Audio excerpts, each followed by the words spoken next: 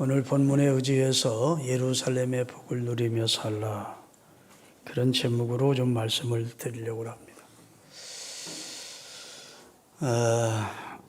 우리나라는 65세를 일기로 해서 노인으로 기준을 정했다고 합니다. 그래서 저도 이제 노인이 됐습니다. 근데 유엔은 전 세계에 속한 사람들의 체질과 평균 수명에 대해서 연구한 결과 5단계로 나눈다고 그래요. 1살에서 17살까지를 미성년자, 18살에서부터 65세까지를 청년, 66세에서부터 79세까지를 중년, 저는 중년 쪽에 들어갑니다. 80세부터 99세까지를 노년, 100세가 넘으면 장수노인, 그런데요. 우리 교회는 전반적으로 청년들이 많이 모이는 교회입니다. 나이 드신 분들을 부르는 호칭이 여러 가지가 있는데 어르신, 이렇게 부르는 어르신, 그것은 존경의 마음을 담아 부르는 호칭입니다. 두 번째로 노인입니다. 보통 부를 때 노인이라고 부릅니다. 늙은이 그러면 조금 경멸하는 그런 호칭이라고 그래요. 그런데 지갑을 열고 입을 닫은 사람, 그러면 그런 사람을 뭐라고 그래요? 어르신이라고 그런다. 지갑은 열어서 막 사주고 입은 딱 다물어 공치사를 안 하고 막 베풀기만 하는 사람, 아유 저 어르신, 존경받는 어르신.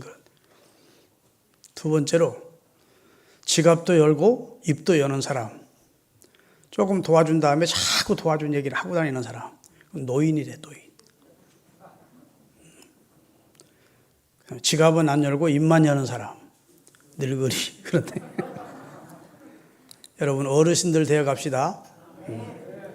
하나님 주시는 축복받아서 은밀하게 섬기고 도와주고 지갑 열고 그렇게 살다가 어르신으로 이 세상을 마치고 하나님 앞에 여러분과 저는 헌물의 사함 받았고 하나님 만날 준비를 그리스도를 통해 했으니까 천국까지 보장받으면 이 세상에서는 어르신으로 살다가 천국에 가서는 하나님의 아들이 되어 영생에 참여하면 성공적인 인생 아니겠습니까?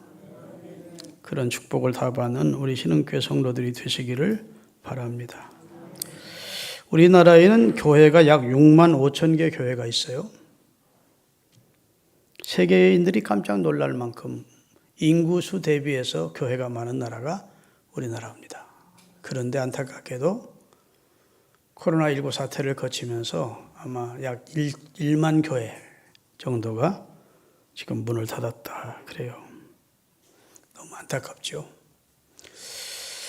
그래서 이제 한 5만 5천 개 교회가 우리 대한민국 땅에 있고 약 3만 명의 선교사님들을 파송하고 돕는 우리가 선교 대국이 됐습니다. 그런데 이렇게 많은 교회가 있지만 내가 몸담고 사랑하고 행복하게 섬기는 교회가 없다면 그건 불행한 성도입니다. 불행한 인생이죠.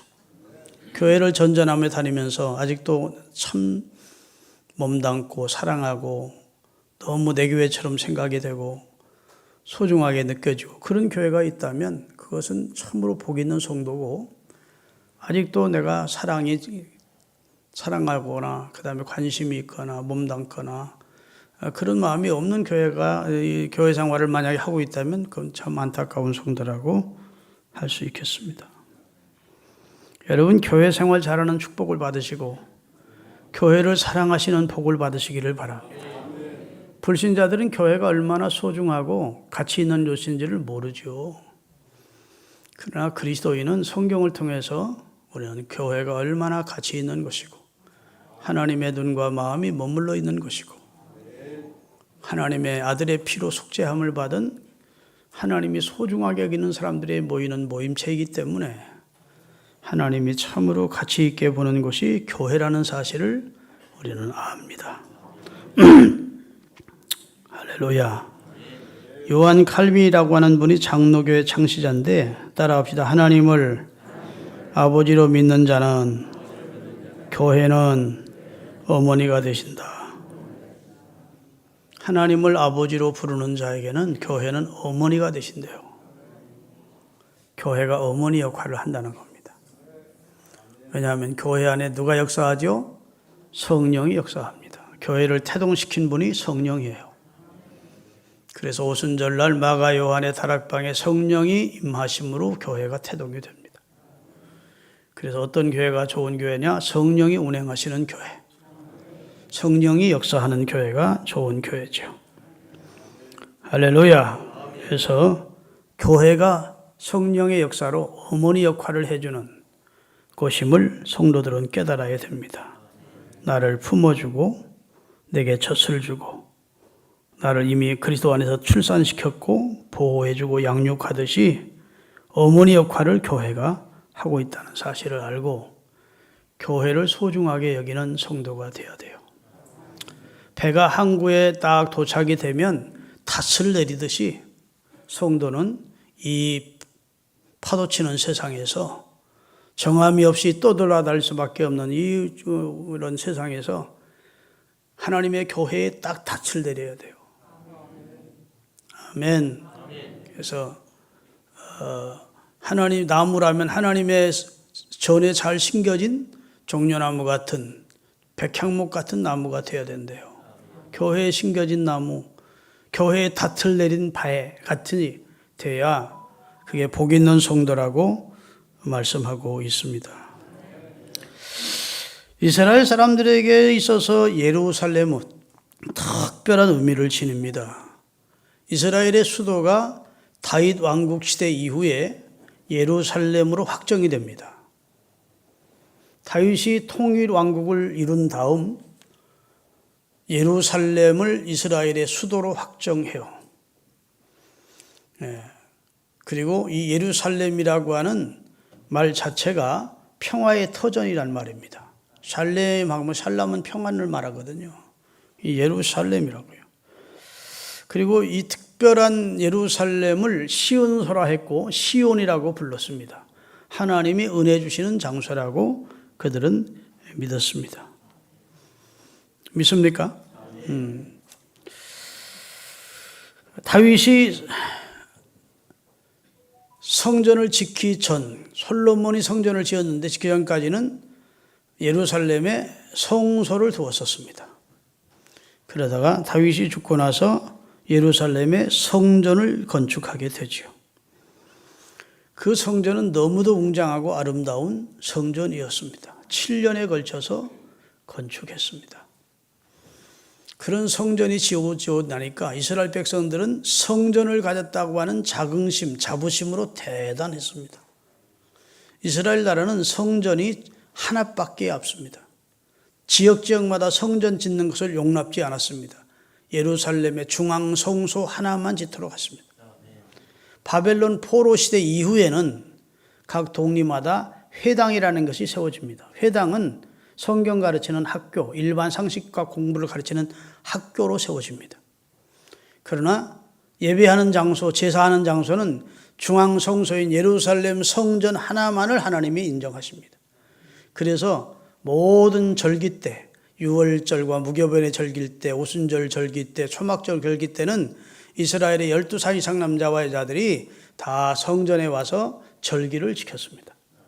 그래서 최하 30만에서 8, 90만씩 모였어요. 옛날에 8, 90만이면 대단한 겁니다. 왜 하루에 다니지를 못했느냐? 노테이션으로 돌아가면서 모여야 되기 때문입니다. 이스라엘 전체가 모이면 100만이 훨씬 넘으니까. 그러니까 무교절의 절기가 6월절과 합하여 8일 동안을 지켰다고요.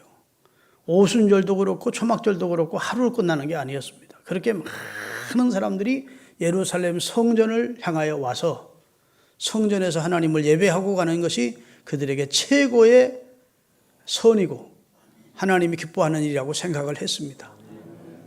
아멘. 예수님도 12살 때 그 부모를 따라서 예루살렘 성전에 왔다가 그 부모님이 불찰로 예수님을 잃어버리는 사건이 누가복음에 기록되어 있어요. 어디서 찾습니까? 다시 되돌아가서 성전에서 찾으셨어요.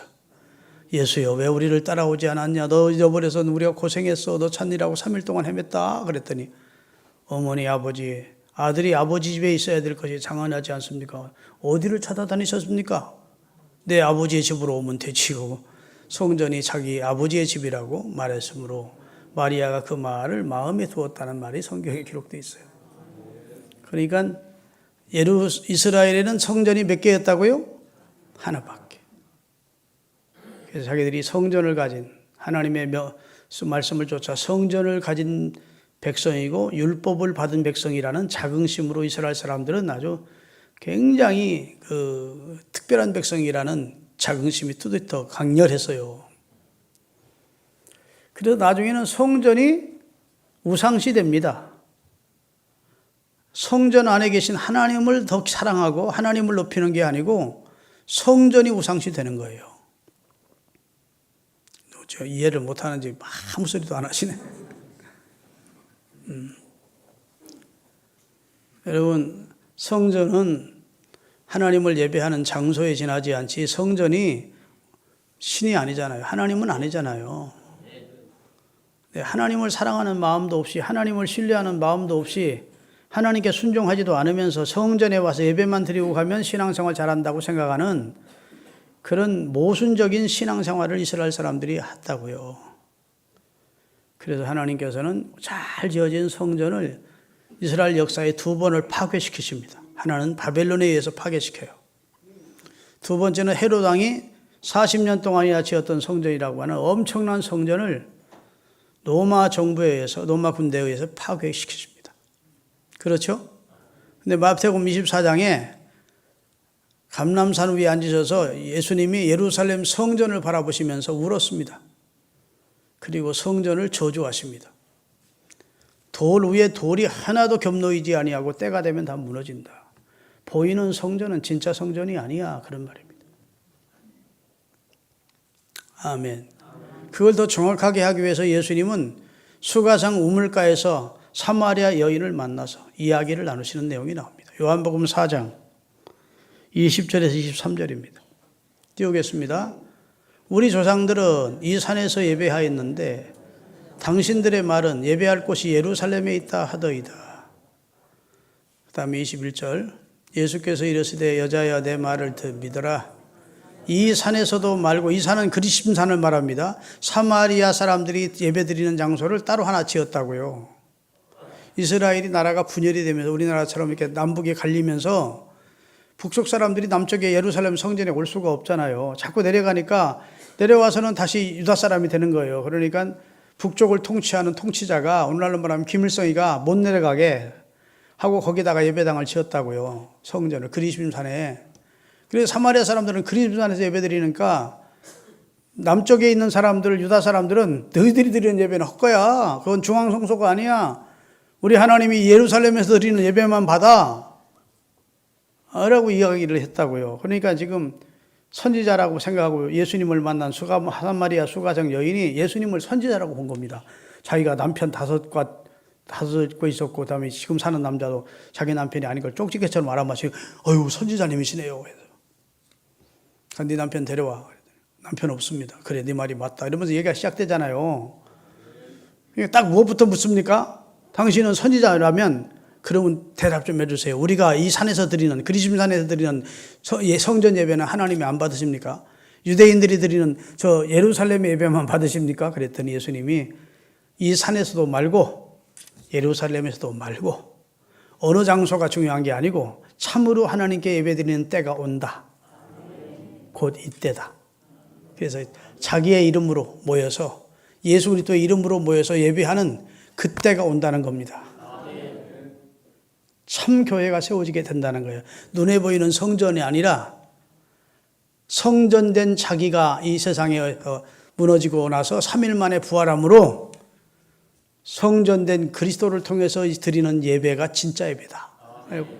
예배학을 가르쳐 주신 거예요. 요한복음 2장 19절에서 21절입니다. 예수께서 대답하여 이르시되 너희가 이 성전을 헐라. 내가 3일 동안에 일으키리라. 유대인들이 이르되 이 성전은 46년 동안을 지었거늘 헤로드 왕이 46년 동안이나 지은 성전인데 내가 3일 만에 무너지면 3일 만에 다시 세울 수 있어? 이 사기꾼 같은 뭐 이거 말이 안 되는 소리를 하냐고 시비를 거니까 예수는 성전된 자기 육체를 가리켜 하신 말씀이었대요. 예수님이 이 성전, 곧 예수라는 성전을 너희들이 무너뜨릴 거다. 나를 죽일 거다. 그럼 내가 3일 만에 다시 살아난다. 이 얘기를 하신 거라고. 참 성전은 예수 안에서 이루어지는 모심이 참 성전입니다. 참 교회는 예수 그리스도를 주로 믿는 사람들이 모인 단체가 참 교회입니다. 눈에 보이는 예루살렘 성전이나 그림산의 성전이 이제는 그런 성전 시대는 끝이 났다고요. 성전 제사도 끝이 났습니다. 짐승 잡아서 지금 제사 드리는 데가 어디 있어요? 유대교인들이나 그러지. 이제는 짐승을 잡아서 한시적으로 속죄를 받는 성전 예배는 끝이 나시고 우리 인류를 대신해서 하나님의 아들이 단번에 자신의 몸을 우리의 희생의 약제물로 드려 영원한 속죄를 이루어 주심으로 성전된 예수 안에서 우리가 다 새 생명을 얻도록 구원을 받도록 참 예배자가 되도록 만들어 주셨다고요. 그러니까 여기 예루살렘을 사랑하라 그 말은 이제 신약적인 의미에는 예루살렘 성전을 사랑하는 말이 아니고 그리스도를 통해서 이루어진 교회를 사랑하라는 말입니다. 믿습니까? 살렘의 왕 대신 평화의 왕 대신 주님을 사랑하라는 말이고 주님이 세우신 교회를 사랑하라는 말입니다. 교회를 가까이 하는 자에게 주어지는 축복을 이야기하고 있는 내용이 오늘 본문이에요. 믿으십니까? 위치적으로 저 이스라엘 땅에 있는 예루살렘을 사랑하라는 게 아니고 오늘 저와 여러분이 몸담고 있는 그리스도의 이름으로 모이는 성전된 예수 그리스도를 중심으로 모이는 교회를 사랑하라는 겁니다. 교회 안에서 이루어지는 저는 프로그램에 참여해서 교회에서 주는 젖을 먹으라는 겁니다. 생명의 말씀을 젖을 먹으라는 거예요. 거기서 교회에서 양육을 받으라는 겁니다. 교회에서 어머니 품처럼 하나님이 품어주시는 하나님의 보호와 하나님의 위로를 경험하라는 겁니다. 교회에서 하나님이 말씀으로 치유해 주시는 치유를 경험하라는 겁니다. 할렐루야. 그렇게 교회를 사랑하며 살면 어린아이가 부모의 무릎 앞에서 뛰놀는 것처럼 그리스도 안에서 행복한 삶을 하나님이 살도록 해주겠다는 약속을 하나님이 하시는 거예요. 이것을 오늘 시적인 표현으로 이사야에서 마지막 장이 66장이거든요. 마지막에 이제는 보이는 성전인 저 이스라엘 땅에 있는 예루살렘을 사랑하는 것이 아니고 주님이 진짜 이 땅에 세우기를 원했던 그 아들의 피로 세우신 성전된 예수 그리스도를 통해서 세워지는 이 땅의 지상의 교회를 통해서 우리가 누리게 될 축복을 말씀하는 거예요. 자, 그러면 오늘 그렇게 아시고 다시 본문을 천천히 한번 읽어보겠습니다. 10절부터. 교회, 예루살렘이라는 말이 들어가면 다 교회로 읽겠습니다. 주님의 교회라고 합시다. 주님의 교회. 주님의 교회를 사랑하는 자들아, 다 그 성읍과 함께 기뻐하라. 다 그 성읍과 함께 즐거워하라. 그 성을 위하여 슬퍼하는 자들이여, 그 성의 기쁨으로 말미암아 그 섬과 함께 기뻐하라. 교회 때문에 걱정하고 교회 때문에 슬퍼하고 하는 사람들은 나중에 보상을 해주는데 교회 때문에 당하는 근심이나 핍박이나 이런 것들은 다 기쁨으로 하나님이 바꿔주신대요. 교회 생활하면서 기쁘게 교회 생활하라는 겁니다. 왜? 내가 그리스도께서 이루신 구원의 은총을 내가 누리기 위하여 성전된 그리스도 안으로 들어와 있는 상태가 됐으니까. 생명 얻은 교회라는 공동체 속에 내가 속해 있기 때문에. 믿습니까? 11절입니다. 너희가 젖을 빠는 것 같이 그 위로하는 품에서 만족하겠고. 젖을 빠는 것처럼 하나님의 교회에서 젖을 빨라는 겁니다. 이 시간 여러분이 젖이 지금 흘러가고 있어요. 하나님의 말씀은 여러분과 저를 생성시키고 뼈를 건강하게 하고 살을 건강하게 하고 우리의 오장육부를 건강하게 하고 키우는 젖입니다. 근데 그 젖을 어떻게 빨아요? 만족하게 하나님의 품 안에 그리스도 안에서 만족하게 젖을 빨아. 여러분, 아이들 키워본 분들 알죠? 젖을 막 먹고 나면 막 아이들이 막 콧노래를 부릅니다. 그거 조금 모자라면 막 우는 거예요. 더 안 주면. 그래, 안 그래요? 그래서 부모님의 고통 가운데 하나가, 엄마의 고통 가운데 하나가 젖이 안 나올 때, 젖을 아이에게 마음껏 못 줄 때, 그때 막 안타까운 겁니다. 그래서 그 아이에게 젖 좀 나오게 하려고 안 먹던 음식까지 먹고 영양가 있는 음식을 먹고 그러면서도 하여튼 젖을 많이 나오게 해서 아이를 좀 풍성하게 먹이고 싶은 것이 엄마의 마음이듯이. 그런데 교회는 그렇지 않다는 거예요. 주님의 품 안에서, 어머니 품 같은 주님의 품 안에서 풍성하게 마음껏 젖을 먹고, 마음껏 젖을 먹은 어린아이가 엄마 품 안에서 흥얼거리면서 만족한 빠끗빠끗 웃듯이 교회 생활을 그렇게 하라는 겁니다. 은혜 받으면 너무 좋지, 교회 나와서. 근데 교회 나와서 은혜를 못 받고 나면 짜증이 나는 거야. 아이들이 젖을 제대로 못 먹으면 막 짜증나지. 누구 탓이요? 은혜를 끼치지 못하는 목사 탓이요? 은혜를 안 받는 성도 탓이야? 쌍방의 과실이 있지만 대부분은 성도들이 사모를 안 해서 못 받아. 아니, 새벽닭이 꺾여하고 우는 소리 가지고도 베드로가 회개했다니까요. 하나님은 누구를 세워도 은혜를 주실 수 있는데 은혜를 사모하지 않고 마음을 안 열어. 빠를 생각을 안 해. 젖을 빨아야 되는데. 그리고서는 배고프다고 짜증에 쌓고 뭐 은혜가 없다고 짜증에 쌓고 하면 어떻게 돼. 사모하면 다 받는데. 비가 억수같이 내려도 뚜껑 닫아놓으면 한 방울도 그 단지 속에 안 들어가요. 열어놓으면 들어가는데.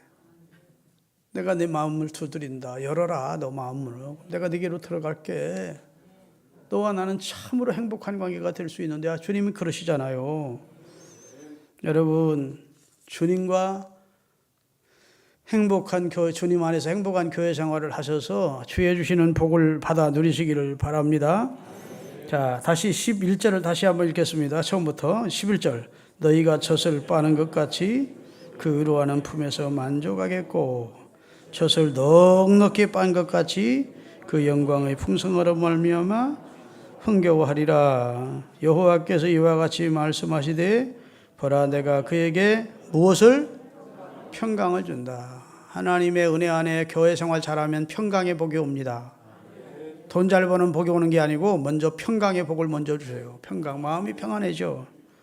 그 다음에 그에게 문나라의 영광을 넘치는 시내같이 영광도 주시겠대요. 이런 말 하면 그냥 누가 먼저 아멘하기 전에 막 빨리 아멘을 해버려야 돼. 그래서 은혜를 사모하고 축복을 사모하는 마음이 있어야 돼.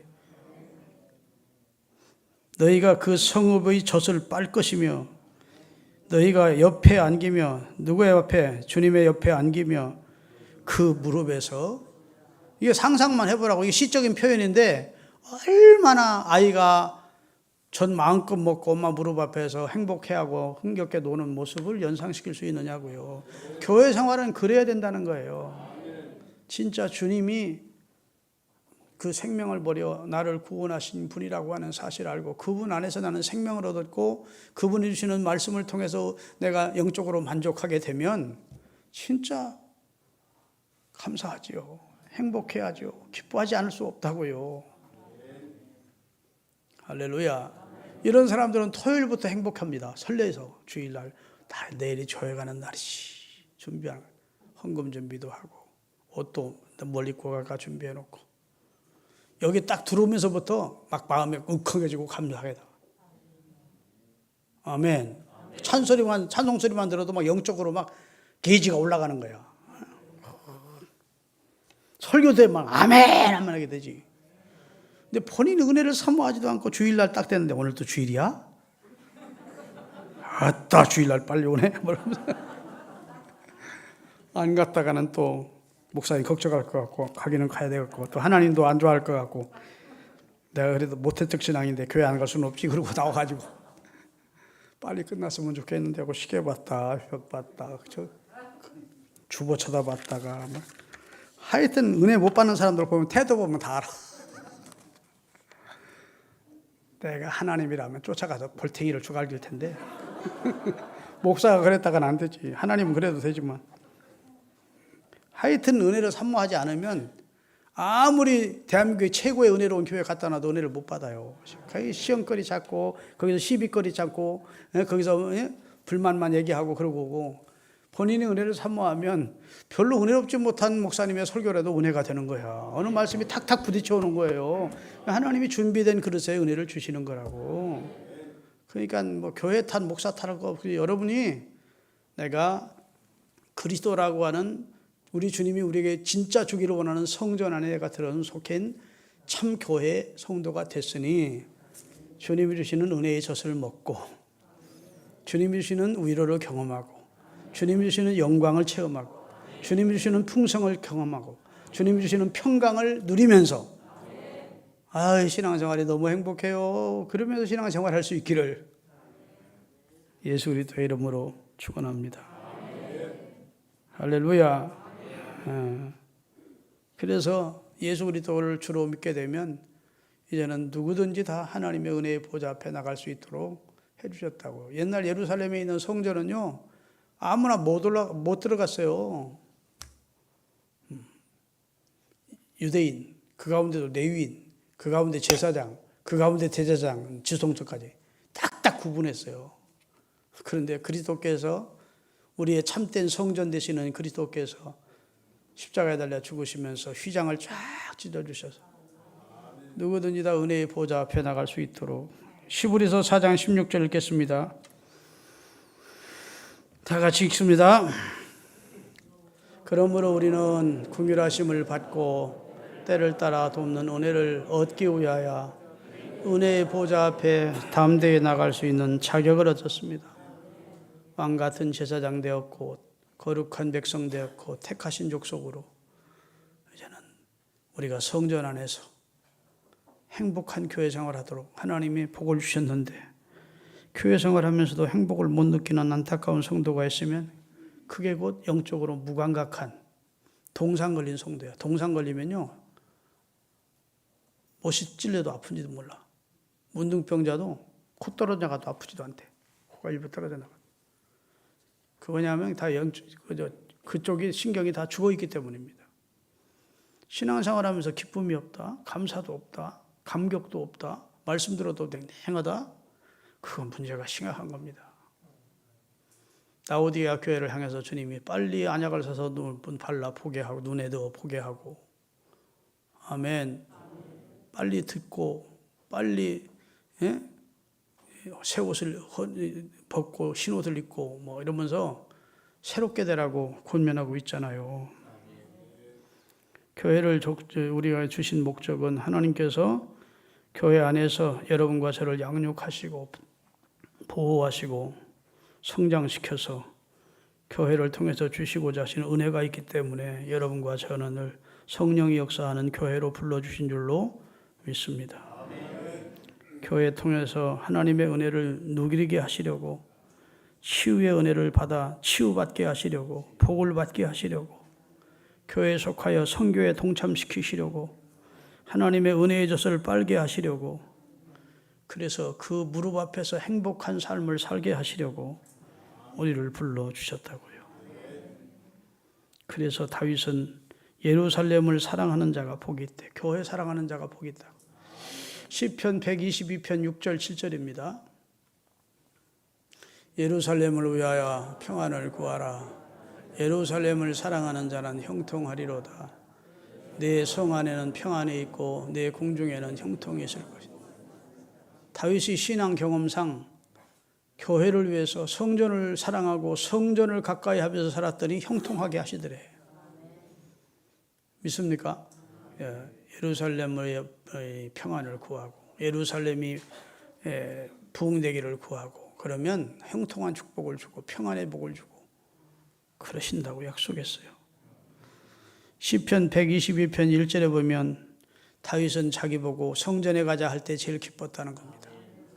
사람이 내게 말하기를 여호와의 집에 올라가자 할 때 내가 너 기뻤다. 다윗이 왕이 됐을 때입니다. 왕이 됐을 때 왕이시여 성전에 예배하러 갑시다 할 때 자기는 그 어떤 자리에 가자는 것보다 기뻤더라.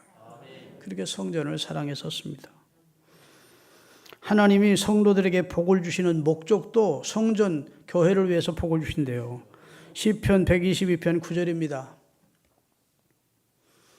여호와 우리 하나님의 집을 위하여 내가 너를 위해 복을 구하리라. 여호와 우리 하나님의 집 잘 섬기라고 복을 주신다는 거예요. 하나님은 하나님의 교회를 두 팔로 안고 계신 것처럼 주님의 교회를 보호하십니다. 주님의 교회가 보호가 없었다면 이 지상의 교회는 사라졌을 거예요. 세상 나라들은 멸망받으나 다 같이 예수 교회 영영 왕성하리라. 마귀 권세 감히 해치 못함은 주가 모든 교회 지키심이라. 아멘. 거기까지 맞아. 할렐루야. 하나님이 축복을 배급하는 장소도 시편 134편 3절에 보니까 천지를 지으신 여호와께서 시온은 예루살렘을 말해요. 오늘 교회를 말합니다. 교회를 통해 복 주신대요. 점쟁이 찾아간다고 복 받는 게 아니고 무슨 증권 배우러 주식시장에 다닌다고 돈 복 받는 게 아니고 복은 여호와의 하나님의 전에서 주신대. 교회는 축복을 배급하는 곳이다. 그런 말이죠. 성지순례를 가보면요. 성지순례를 가보면 가이드가 잘 설명을 해줍니다. 예루살렘이 이렇게 분지로 돼 있어요. 높은 분지 위에 예루살렘 성이 이렇게 세워져 있어요. 그러니까 이렇게 높은 분지야. 그 밑은 계곡이에요. 이쪽은 신놈의 골짜기, 이쪽은 기도론 골짜기. 그리고 양쪽에는 산이에요. 그런데 이제 하늘에서 보면 예루살렘을 두 팔로 산이 이렇게 안고 있는 것 같아요. 그 시가 성경에 나와요. 125편, 시편 125편 1절, 2절. 다윗이 이 시를 지었는데 여호와를 의지하는 자는 시온산이 예루살렘 성 시온산이 요동치 아니하고 신들리지 아니하고 영원히 있음 같도다. 그래놓고 산들이 예루살렘을 이 두 팔로 두른과 같이 여호와께서 그의 백성을 지금부터 영원까지 지켜주시더라. 멋있는 시적 표현입니다. 예루살렘이라고 하는 성을, 그 안에 예루살렘 성전이 있는데 하나님이 기가 막히게 위에서 보면 그 예루살렘 성을 산이 이렇게 두 팔로 안고 있는 것 같은 위에 형상이 있음을 노래한 내용입니다. 사랑하는 여러분, 예루살렘에 거하시는 여호와를 신은 시온에서 우리에게 찬송을 받으실 분이라고 했으니 하나님 앞에 찬송 드리면서 은혜를 사모하면서 교회 생활하십시다. 아멘. 자, 오늘 죄송합니다. 이사야 66장 읽었죠? 1절부터 좀 몇 절 읽겠어요. 1절부터.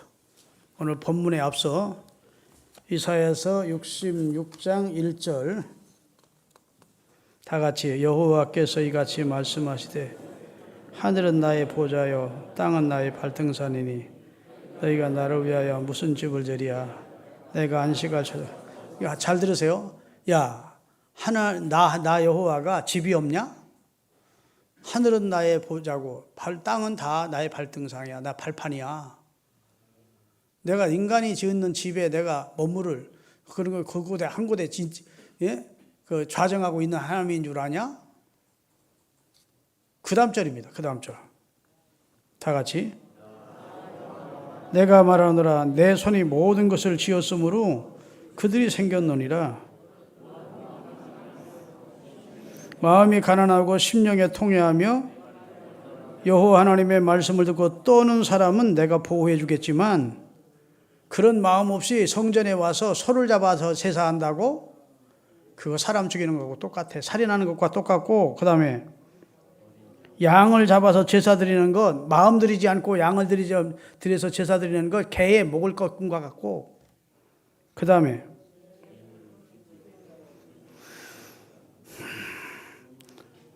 그 다음에 너희가 드리는 예물은 돼지의 피와 다름이 없이요 분향하는 것은 우상을 찬송함과 다름이 없다. 그런 것들은 내가 기뻐하는 게 아니라 성전 잘 지어놓고 마음은 하나도 들이지 않고 하나님을 두렵고 떨리는 마음도 없고 하나님의 말씀에 순종하겠다는 마음도 없이 예물은 드리고 제사는 드리는데 그건 하나님을 욕되게 하는 것이라는 거예요. 그럼 하나님 뭘 원하시느냐? 답이 나왔어요. 2절에 보면 나 여호와가 말하노라 내 손이 이 모든 것을 지었느니라. 나는 하늘도 짓고 땅도 짓고 모든 짐승도 다 내가 만들었다 그 말이에요. 그럼 나는 뭘 원하느냐? 따라합시다. 무릇 마음이 가난하고 심령에 통회하며 내 말을 듣고 떠는 자 그런 사람을 내가 원해. 그게 여러분 복음서에 나오는 마태복음 5장에 나오는 산상수훈의 1, 2, 3회의 축복입니다. 심령이 가난한 자가 복이 있다. 애통하는 자가 복이 있다. 온유한 자가 복이 있다. 이 말을 여기서 하고 있는 거예요. 마음이 가난하고 심령의 죄 때문에 통회하고 하나님의 말씀 앞에 떠는 온유한 심령을 가지면 그런 사람을 내가 기뻐하지 마음 드리지 않고 예배만 드린다고 내가 기뻐하겠냐? 그런 겁니다. 그러니까 교회 생활을 여러분 마음을 합해서 기쁜 마음으로 하십시다. 오늘 설교 길었지만 딱 하나야. 신앙생활을 하나님께서 예루살렘 옛날 성전 시대는 끝을 내시고 그리스도 예수를 통해서 새롭게 된 교회 시대를 만들어 주셨으니까 우리가 교회 안에 들어와서 신앙생활할 때 기쁘게 감사하게 그 안에서 평강을 누리며 은혜의 젖을 빨며 그 안에서 즐거워하며 그렇게 신앙생활을 해야 된대요. 교회 생활 잘 하십시다. 네. 지금 이 설교를 오늘 마지막 이제 인터넷 방송인데 설교를 듣고 집에 아직도 교회 못 나오고 있는 분들 이제 성전 예배 나오셔서 하나님 앞에 교회 생활 잘하여 이전 신앙들을 다 회복하시기를 바랍니다. 기도하겠습니다.